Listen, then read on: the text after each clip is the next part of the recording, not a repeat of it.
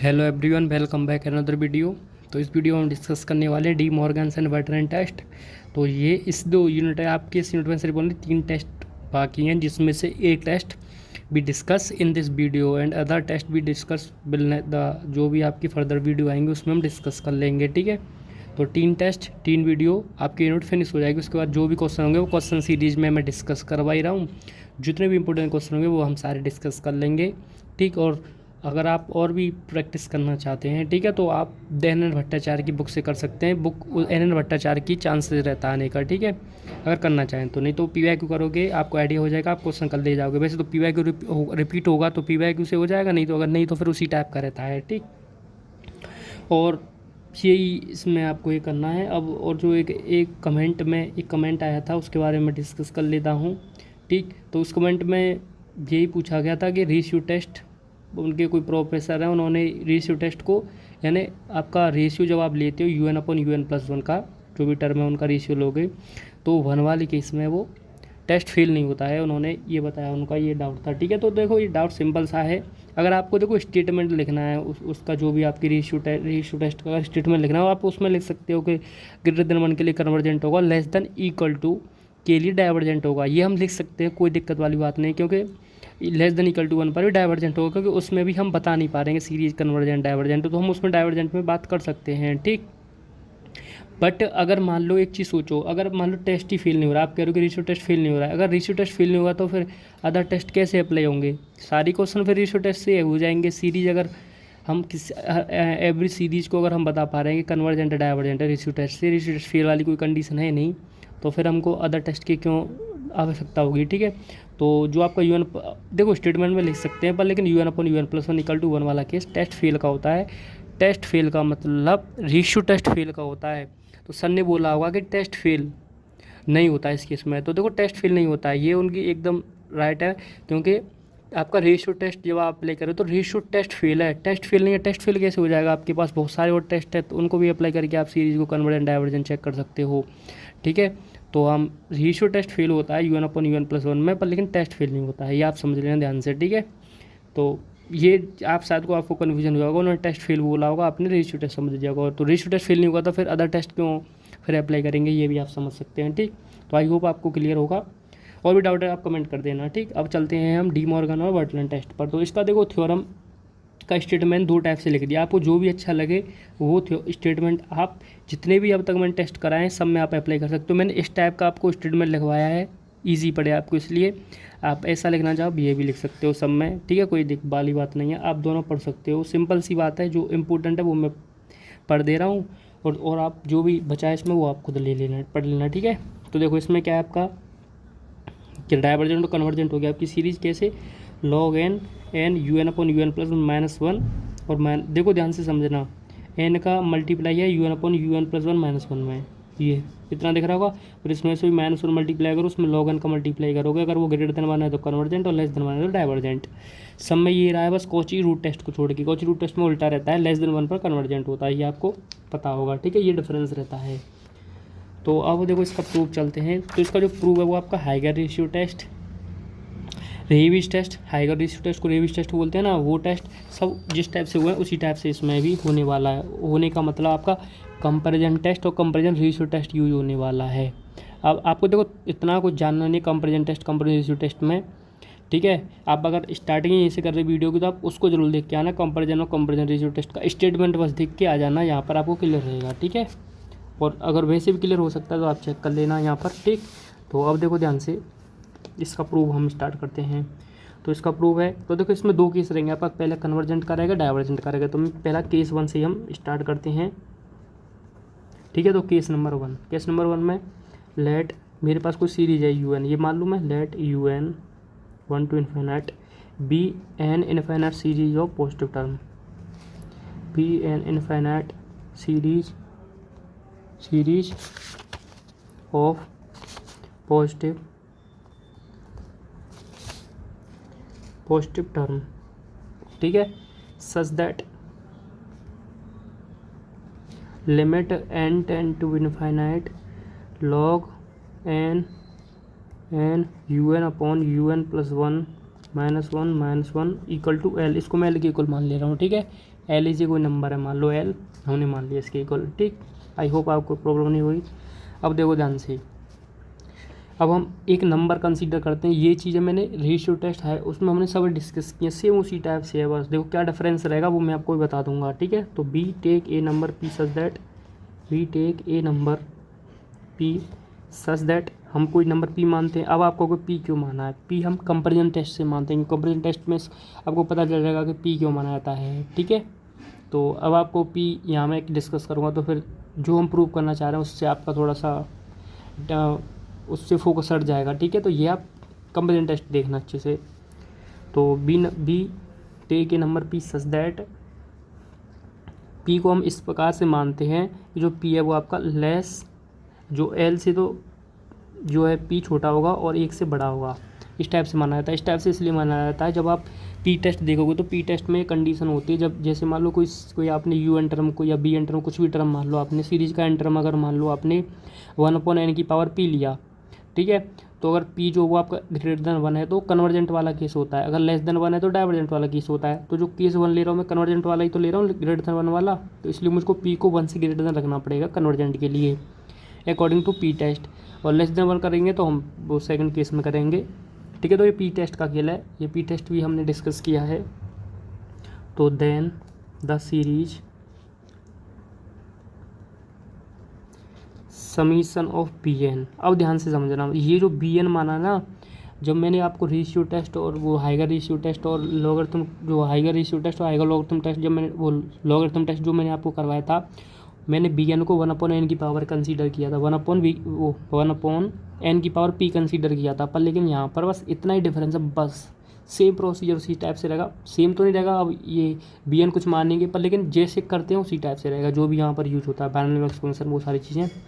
तो ये क्या मानेंगे, बस आपको इतना फोकस याद करना है, बस इतना आप याद रखोगे क्लियर रहेगा, एन लॉग एन की पावर पी, बस आप इतना याद रखना। बी एन सीरीज को आपको क्या मानना है, 1/n लॉग एन की पावर पी, ये वहाँ पर हमने सिर्फ ओनली 1/n की पावर पी माना था। ठीक है, तो इतना डिफरेंस है, बस एन लॉग एन की पावर पी है, मल्टीप्लाई में नहीं पी पावर में है। ठीक है, ये इज कन्वर्जेंट,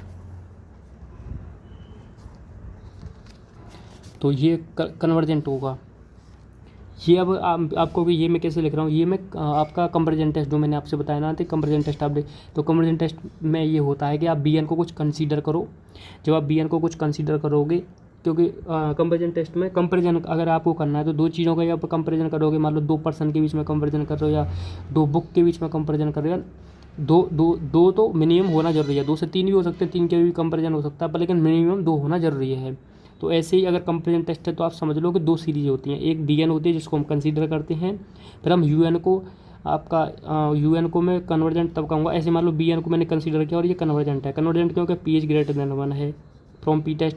अब देखो ये अगर कन्वर्जेंट है तो यू एन भी कन्वर्जेंट होगा, उसके लिए कंडीशन होती है, क्या होती है देखो, then summation of U N is also be convergent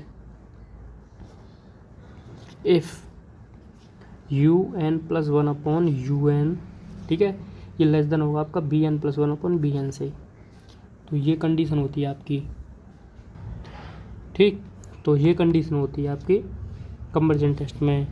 ठीक, अब देखो यहाँ से आपको पता है जब आप डोमिनेटर को और न्यूमिनेटर को चेंज करोगे तो ये आपकी चेंज हो जाएगी इनक्वलिटी, तो Vn/Vn+1 हो जाएगा। ठीक है, तो सेम उसी के जैसा काम है।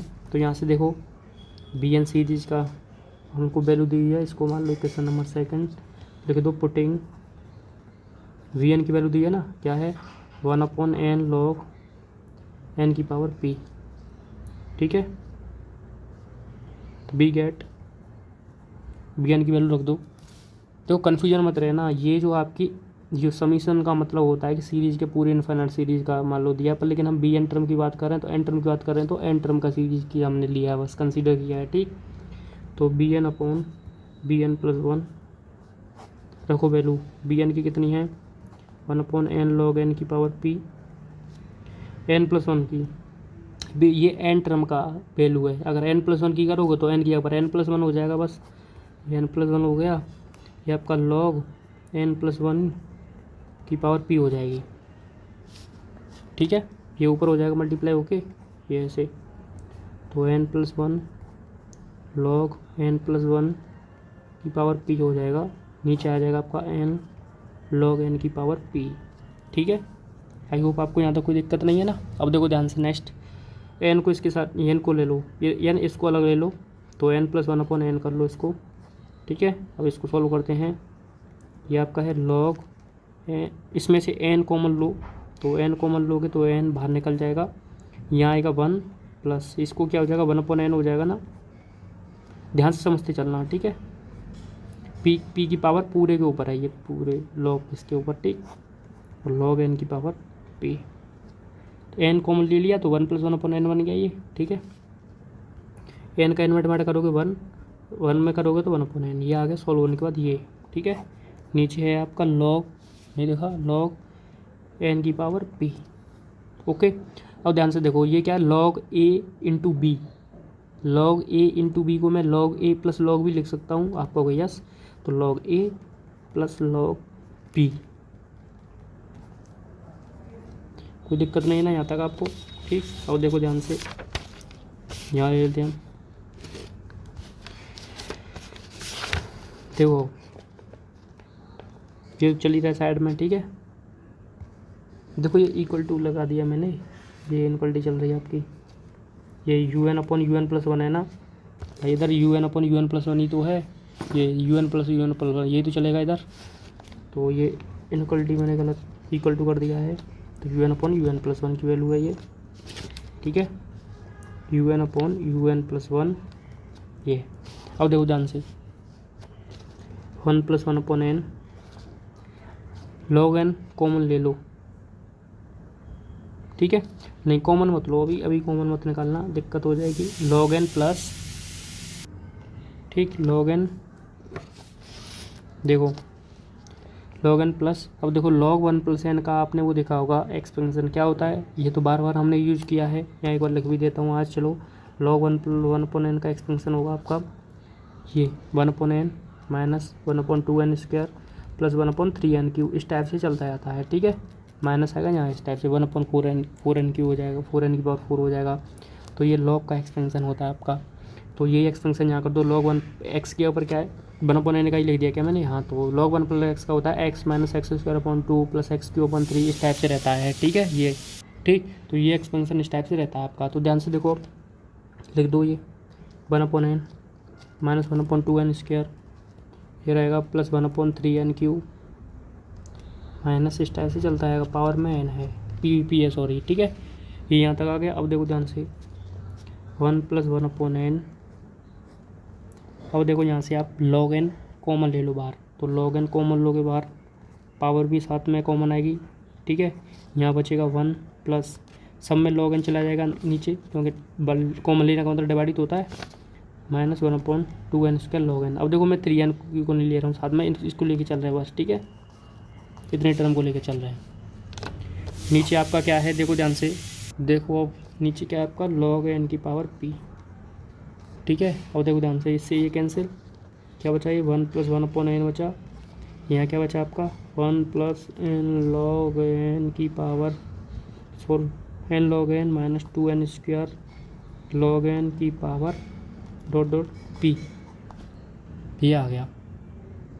ठीक है, अब देखो ध्यान से,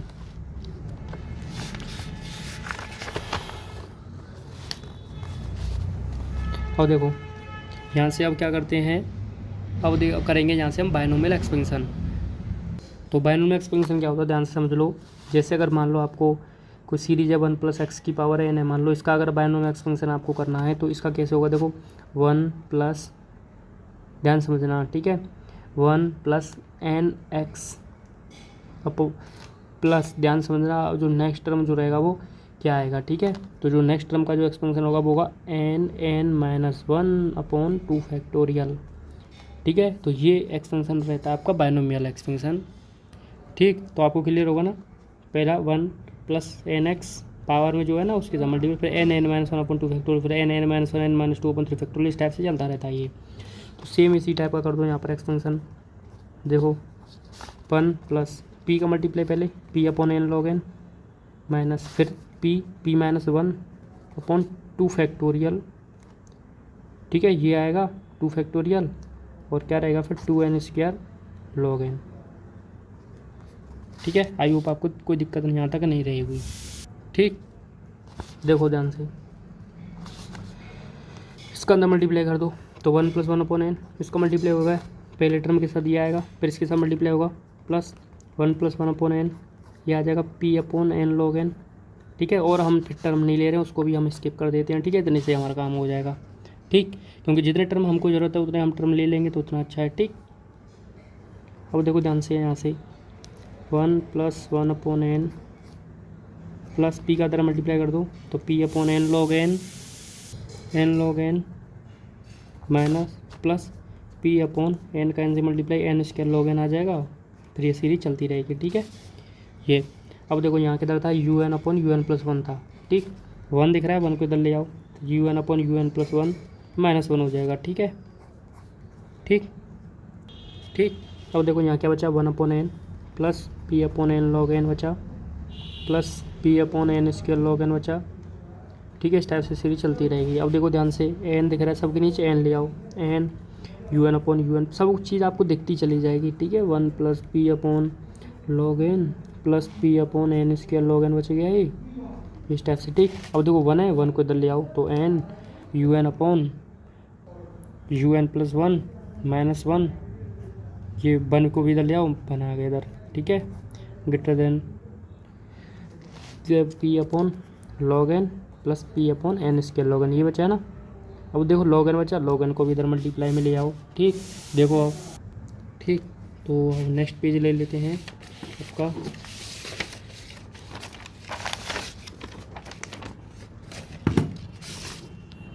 देखो ध्यान से,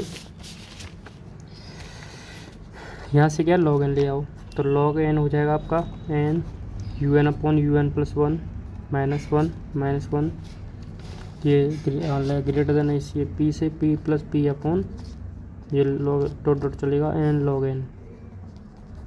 अब यहाँ तक कोई दिक्कत नहीं होगी आपको, आई होप सेम एकदम इजी है, ठीक है।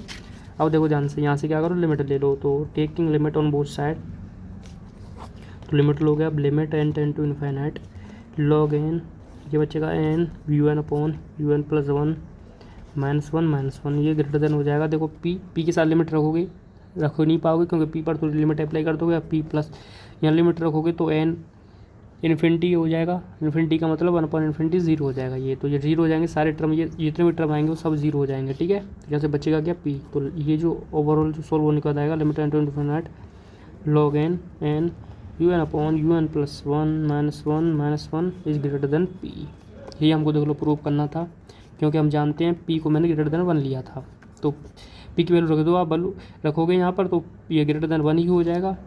तो जो हमको प्रूव करना था कन्वर्जेंट के लिए वो केस ये होगा डिस्कस, ठीक है। अब सेकंड केस है, अब देखो सेकंड केस के लिए क्या है, सेम इसी से करना है, बस थोड़ा सा चेंजिंग है, ठीक है। तो सेकंड केस को मैंने पहले से प्रूव करके रखा हुआ है, वो मैं आपको यहाँ पर दिखा दे रहा हूँ, आप इसको चेक कर लो एक बार, ठीक है। आप स्क्रीनशॉट ले लेना और वो कर लेना, ठीक है, क्योंकि सेम है तो फिर मैंने सोचा कि क्यों ना मैं पहले से करके रख लूँ, टाइम भी आपका बचेगा और आपको तो करना है, आपको तो बस आप 2 बार प्रैक्टिस करोगे आपको एकदम अच्छे से क्लियर हो जाएगा, ठीक है, कोई दिक्कत बात नहीं आएगा। तो देखो केस नंबर सेकंड ध्यान से समझ लो, ईजी है एकदम। तो केस नंबर सेकंड है आपका, जैसे मैंने L के ओवर मान ला था सेम उसी तरीके से यहाँ पर जो आप नंबर P जो मानोगे वो वहाँ पर P ग्रेटर देन 1 था, या P जो होगा वो लेस देन 1 होगा, P लेस देन 1 दिख रहा है ना, क्योंकि डाइवर्जेंट के इसमें P लेस देन 1 क्यों लेके चलोगे, क्योंकि लेस देन 1 होना चाहिए डाइवर्जेंट के लिए, आपको पता है। देन द सीरीज वही सेम मानना है। अब देखो जो डाइवर्जेंट के केस में जो UN डाइवर्जेंट तभी होगा जब ये रेशियो रहता है, वहाँ पर अलग रेशियो, वहाँ पर क्या था आपका ये वाली इनक्वलिटी थी, ये इनक्वलिटी है, UN को चेंज करोगे ये आ जाएगा। सेम उसी टाइप से जो सॉल्व करना होता है वो किया है, आप इसकी सॉल्व लेते जाओ, मैं एक बार इसको फ्रेम में सेट कर देता हूँ जितना आएगा उतना, ठीक है। तो आप यहाँ से इसका स्क्रीनशॉट ले लो, ठीक, आपने ले लिया होगा स्क्रीनशॉट, आप इस वाले पार्ट का भी ले लो, ठीक है, ये इतने का, तो आपने इसका भी स्क्रीनशॉट ले लिया होगा। इससे जो नेक्स्ट जो होगा वो ये सॉल्व होगा, आप इसका भी स्क्रीनशॉट लेके रख सकते हो, ठीक है, नहीं तो आप खुद से सॉल्व कर लेना, सेम है, कुछ चेंजिंग नहीं है। तो आपने ये भी ले लिया होगा स्क्रीनशॉट, फिर इतना रहेगा आपका सेम बाइनोमियल एक्सपेंशन, वही सारी चीज़ें रहेंगी, कुछ भी नया नहीं रहेगा। ये डाइवर्जेंट वाला केस डिस्कस हो जाएगा यहाँ पर, ठीक है। तो बहुत इजी था टेस्ट, क्योंकि हैगर रेशियो टेस्ट, लॉगरिथम टेस्ट, जो भी टेस्ट थे वो उसी टाइप का था, ये कुछ अलग नहीं था, ठीक। तो मिलते हैं आपसे नेक्स्ट वीडियो में नेक्स्ट टेस्ट के साथ। तो हम नेक्स्ट टेस्ट में शायद हैगर रेशियो टेस्ट, वो हैगर लॉगरिथम टेस्ट डिस्कस कर रहे होंगे। कोची कंडेंसर टेस्ट मैंने सबसे लास्ट में रखा है, रखने का कुछ रीज़न है, वो जब मैं वीडियो को जब टेस्ट डिस्कस करेंगे तब मैं आपको क्लियर कर दूंगा, ठीक है। तो रीज़न बस इतना ही है कि वो टेस्ट थोड़ा सा सबसे डिफरेंट है, बस ये समझ लो, ठीक। तो मिलते हैं आपसे नेक्स्ट वीडियो में, थैंक यू।